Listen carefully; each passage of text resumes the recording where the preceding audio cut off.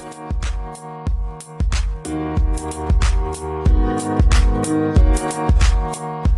everyone, welcome back to the Tatas Cave podcast. And on today's episode, we're going to speak on erasure of traditions and general all around theft of traditions that people do. So without further ado, let's get right into it. So there's a controversial subject that's been going around traditional spaces for a while now, and that's people stealing concepts and core rights from traditions and including it into their practices without having any real licencia or license or permission to do so. And then they don't even give recognition or proper acknowledgement that this is where this came from. Now, I'm not going to call anyone out, but there are several people within the spiritual community that do this. Is a common thing, and it's even more so common amongst the modern spirituality groups that don't believe in any kind of religion. They're spiritual. So they don't really have initiations for the most part, and then they take concepts from this or that tradition that they feel that they like and apply it into their practice, and they'll never tell anyone, hey, I got this from here, I got this from there. And it becomes a problem mainly because throughout history we've seen it. There's a blueprint for this, right? The best way to erase a whole group of people is to assume their identity and then take all the credit for everything they did, making it so that they seem like the odd man out. Now all of history will talk about you, not them, even though they were the originals. This can be seen so many different places throughout history, but one of the things that many people tend to look back towards is, Jesus versus Yeshua. If you're in the know about this, then you know what I'm talking about. Technically, supposedly, it's the same person, but it's not really. Moving along from that, I was just giving an example and trying to give you a base understanding of why this is such a despicable thing to do, right?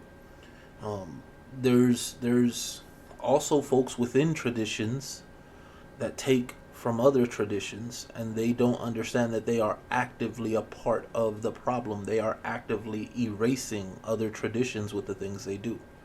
And I'm not saying everyone is doing it. Absolutely not by a long shot. For example, I love my cousins over in Hoodoo, mainly because the Hoodoo tradition and the Palo tradition have a lot of the same origins. They come from a lot of the same places. But there are certain people that practice, say, for example, Hoodoo. And they learn about, let's say, Palo Mayombe and Kisi Malongo. And they'll learn specific things. Let's give an example. Rompimiento, which is a cleansing that's used to break curses, right? They'll take this, they'll apply it into their Hoodoo practice, and never give credit for the fact that this was not originally a Hoodoo thing in the first place. No, they learned this from Palo.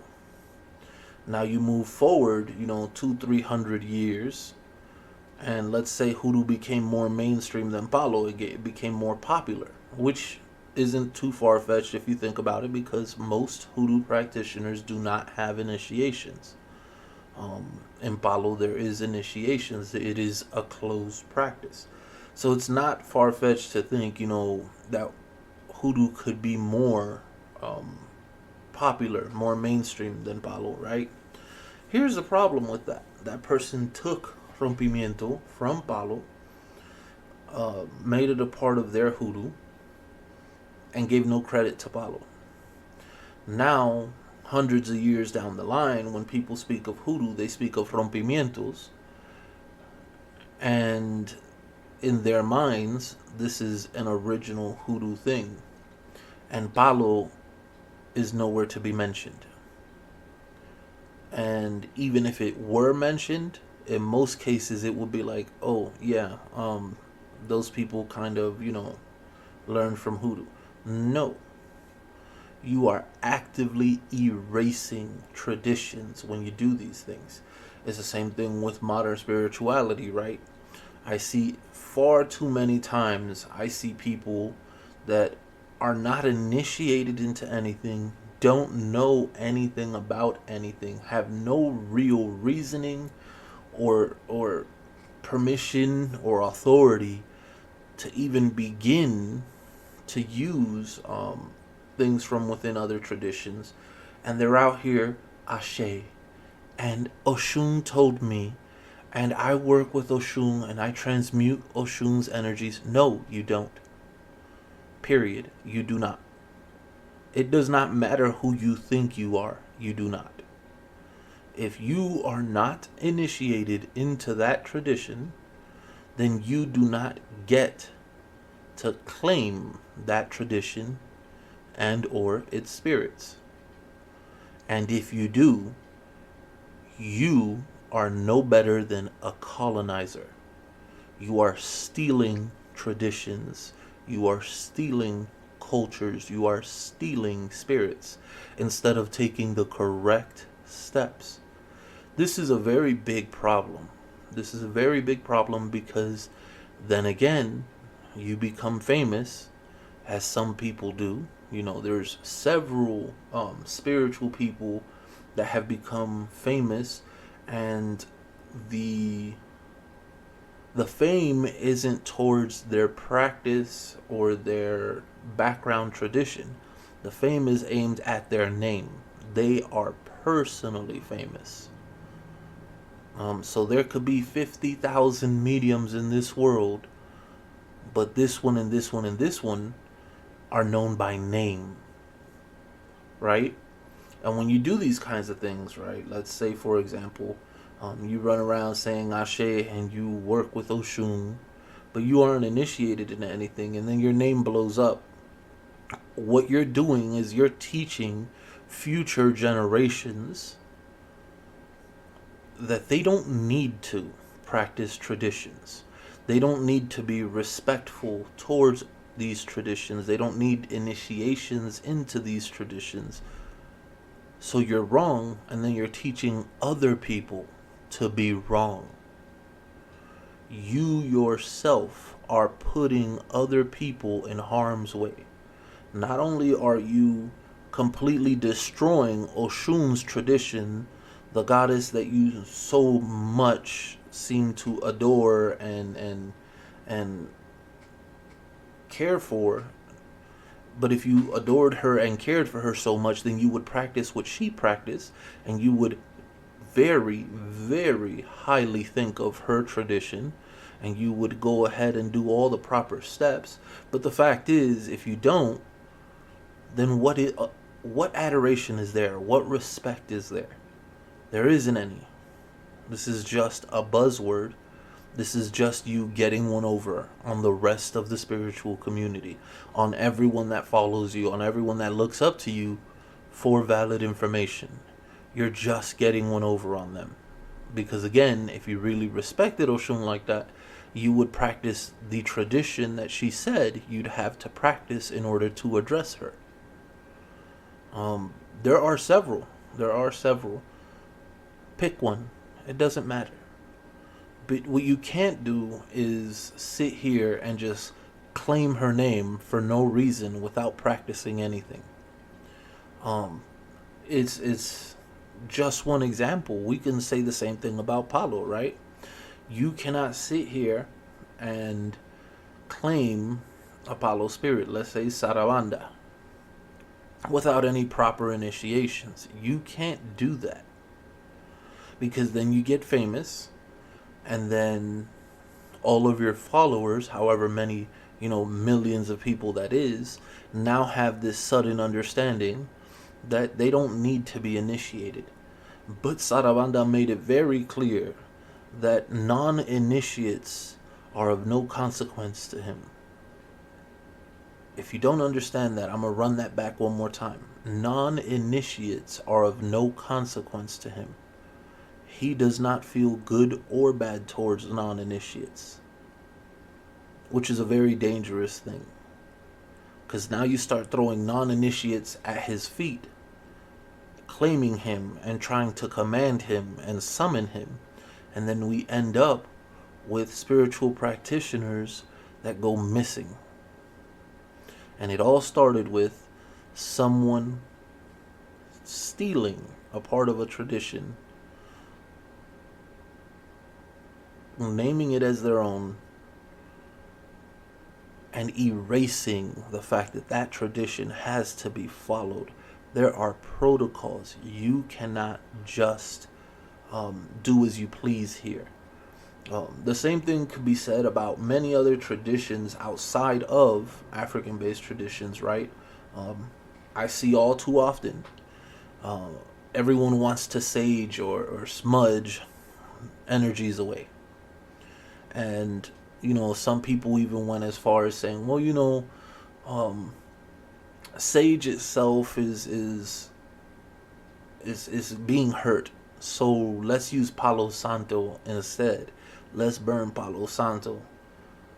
I don't think you understand. It's not the plant that you're burning that's the problem. The problem is that you have no idea of the background of the traditions that this comes from. You are not a part of those traditions. You practice whatever is convenient to you. And so you are ignoring a whole history behind these rites, behind these ceremonies. And you don't know how or why this works. For example, I can give you can try to sage or smudge or whatever you want to call it with actual sage or Palo Santo. You can try that on any Congo spirit. But remember, I said this to you. When you try it and things go wrong and people get hurt, just remember you provoke those spirits. Sage and Palo Santo does not work on everything. That is not a universal catch-all. Let me just do this and it'll remove whatever bad energy. No, that's not how that works. Even less so should it be a matter of, well, I don't know what exactly I'm doing, but I heard that this clears bad energies, so let me just clear bad energies. And then you start speaking it out into the public with confidence.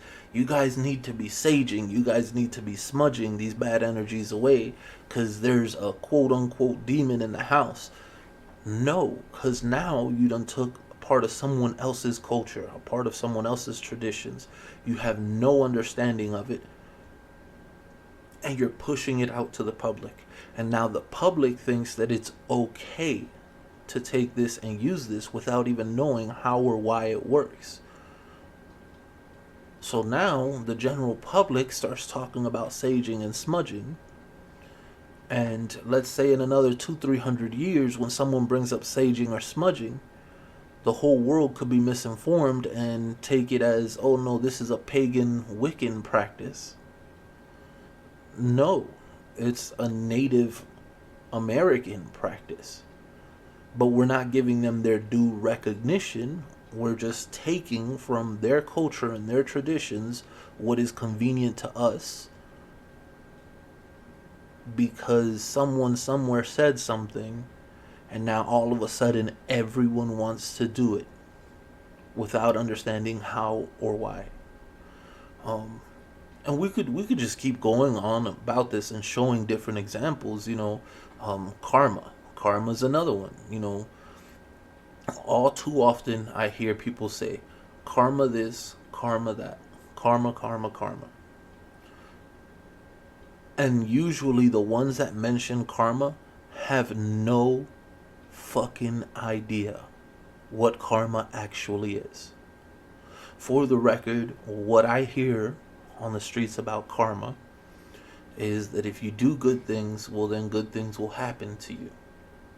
I implore any of you that believe that this is karma to do some research into what exactly karma is. And you will be surprised that it goes a lot further than this. There is a whole culture, there is a whole traditional belief behind karma and a much deeper understanding than something as simplified as do good and you get good. And for the record, karma is not for everyone. Karma is not a Western concept at all. So it makes little to no sense why people continue to mention karma on an everyday basis. And then you start to understand it's because spiritual people have in the past stolen karma from a whole nother culture, from a whole nother traditional belief system.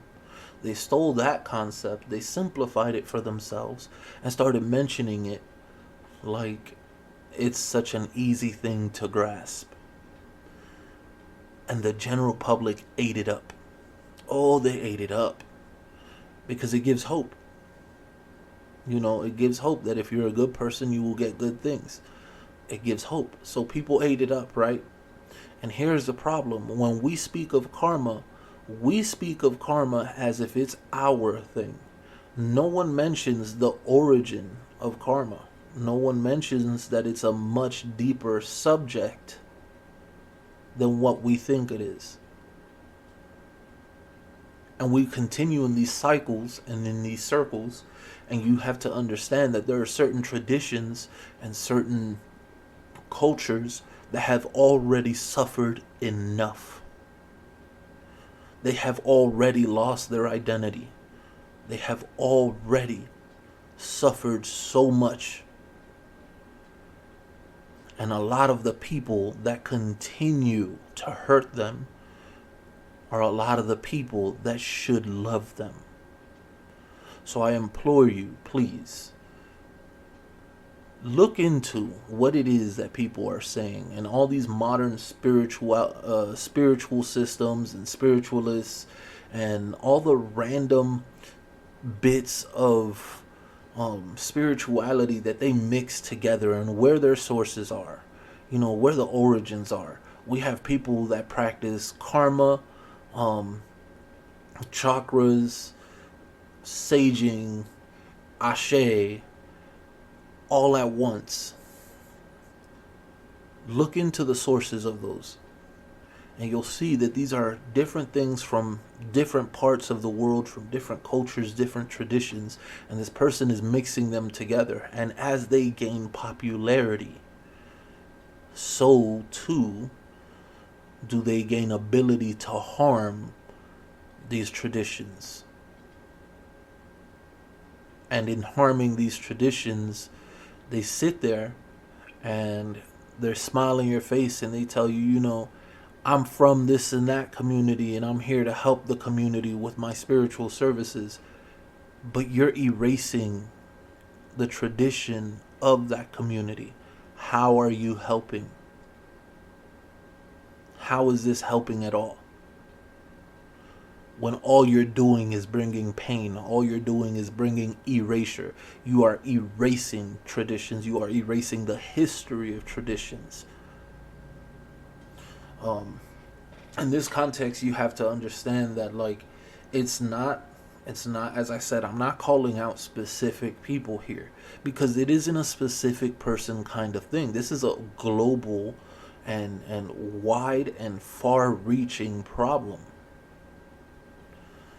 This isn't just one or two people doing this. This is a lot of people doing this, especially since this new great spiritual awakening where everyone nowadays wants to be involved in some sort of modern spirituality.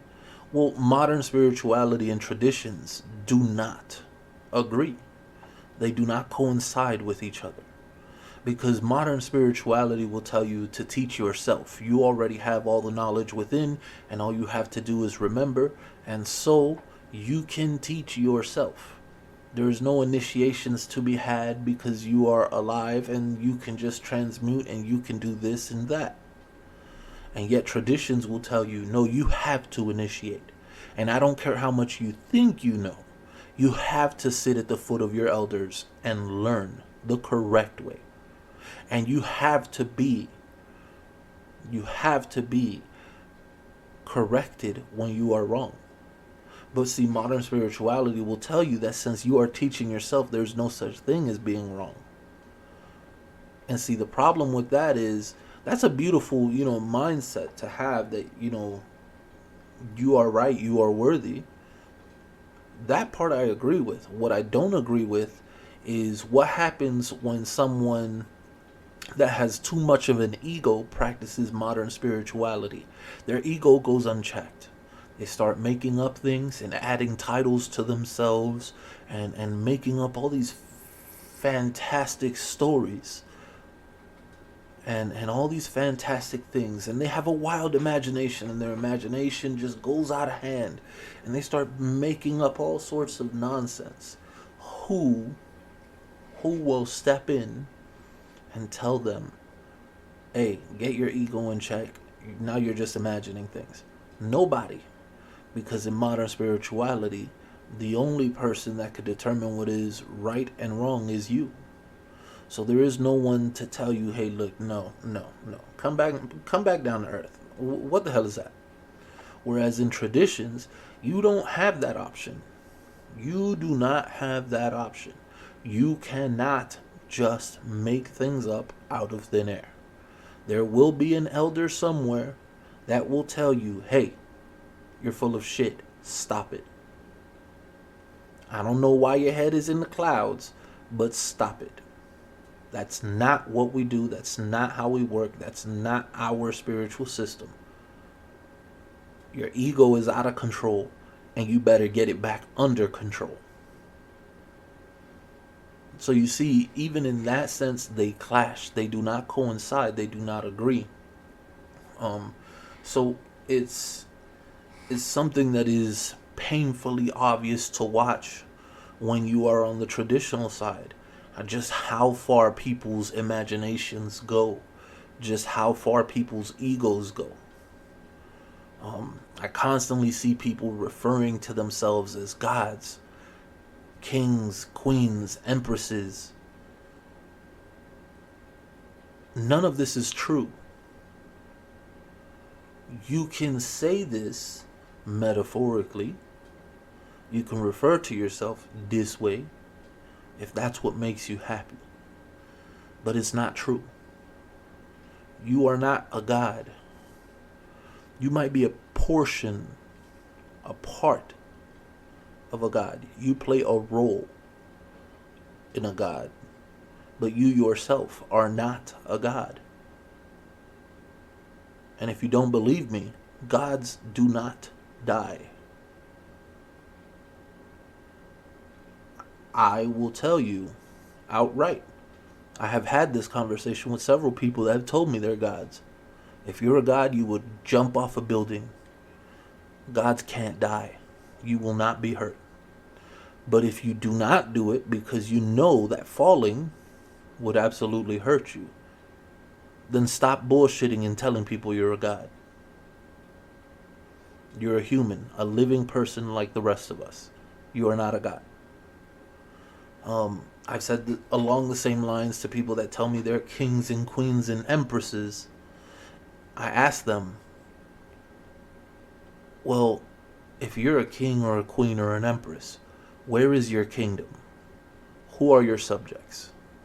And if we're all kings and queens and empresses and emperors, who is left to be subjects? What, we're all one-person kingdoms? This makes no sense. Let's be honest here. We can all be kings and queens. We can all be emperors and empresses. We are definitely not gods. It's just not okay. These are egos that are completely out of control. And it's modern spirituality that is fueling that fire. Every day I see more and more people jumping into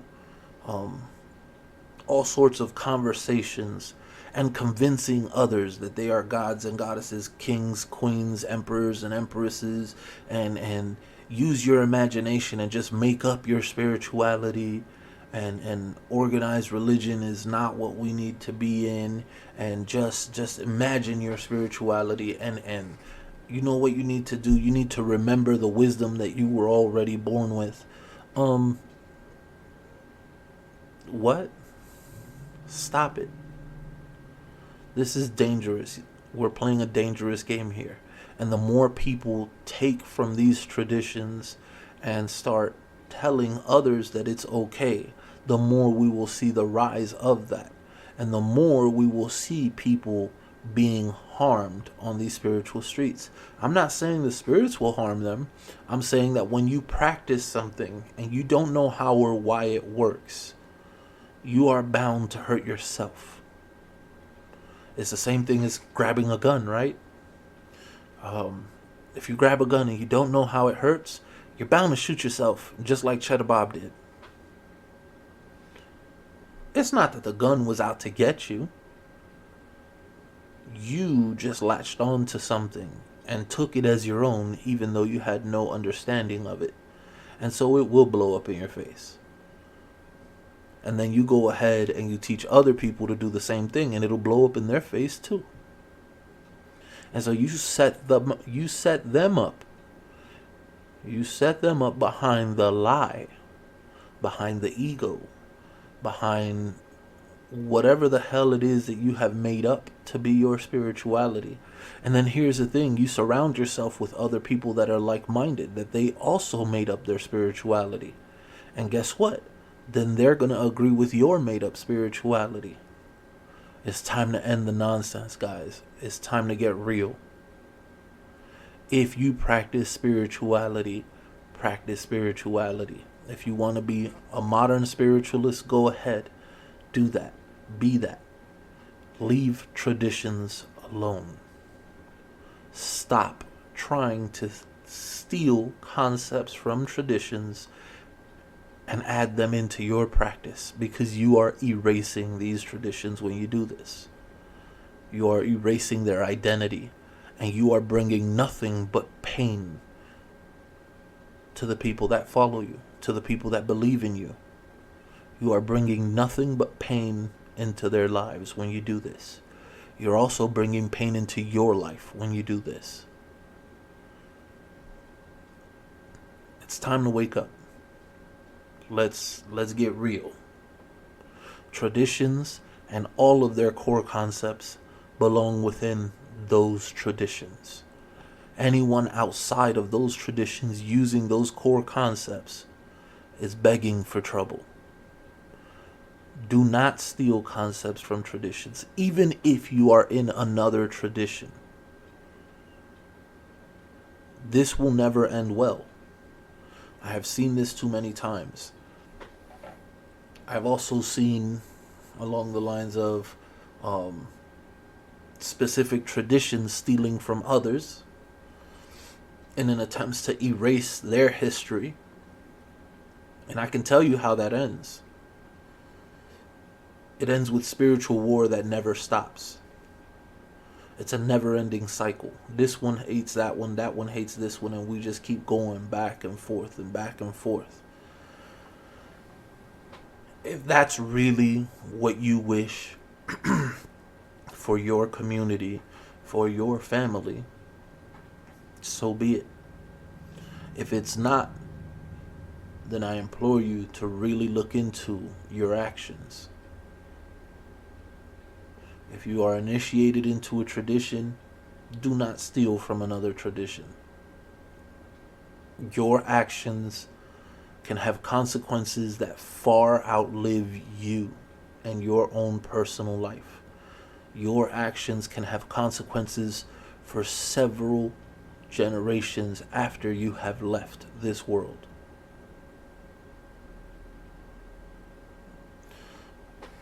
I'm just throwing that out there.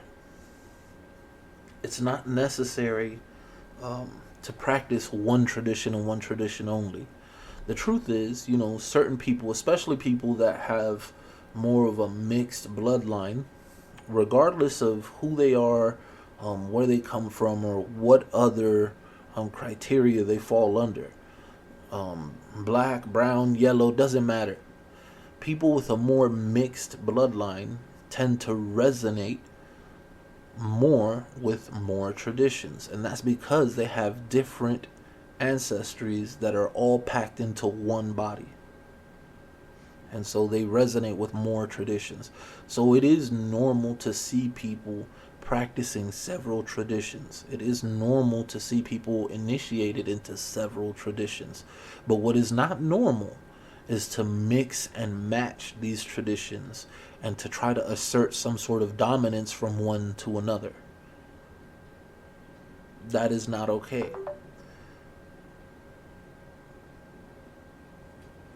You cannot do this. When you do this, you're doing the same exact thing that the modern spiritualists are doing when they're not even initiated into anything and they're claiming that they work with Oshun.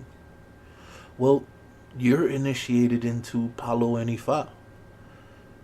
But here you are, sunning Palo and making it so that Ifa determines who gets initiated into Palo. You're doing the same damage. You're erasing parts of that tradition.